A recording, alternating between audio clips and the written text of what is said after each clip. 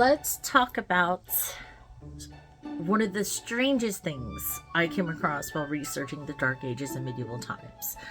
If any of you have been reading the Cedric series, you know I start in the Dark Ages kind of vibe, and then I kind of shoot us forward and start zigzagging quite a bit. And there's a whole rhyme and reason to the madness. But one of the craziest things I think I discovered about medieval time stuff is there was something called, between the 14th and 16th century, called the Leaping Death, right? And no one knows what this was. Till this day, like, it was well recorded, and people during the time. I think the peak of it was around the 1518 era. But it was called the Leaping Death or the Dancing Plague. Now, you have to remember, this is a time frame where hygiene is and sanitary processes are out the door.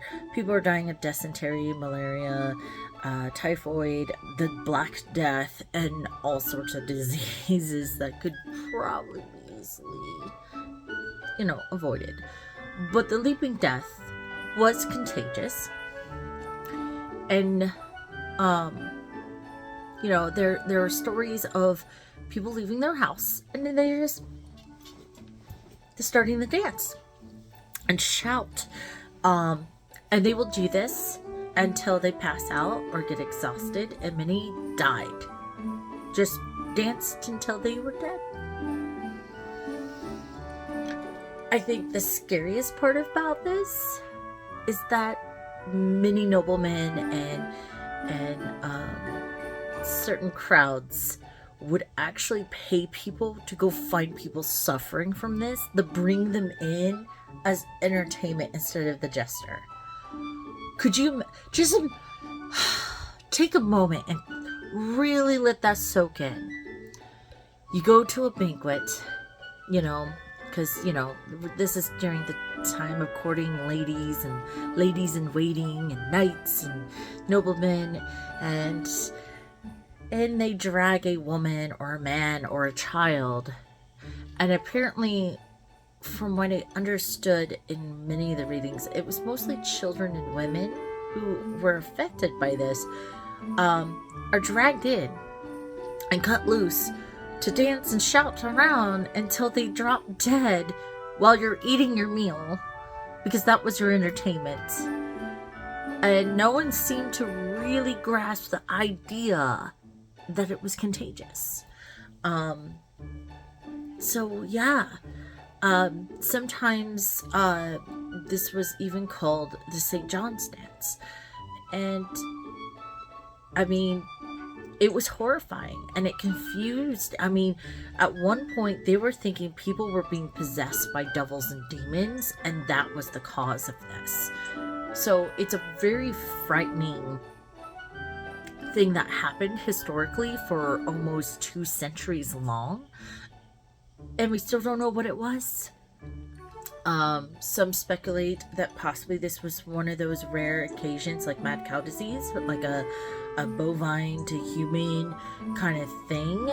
Others think that maybe this was a side effect or onset or type or variant of the Black Death that was going around.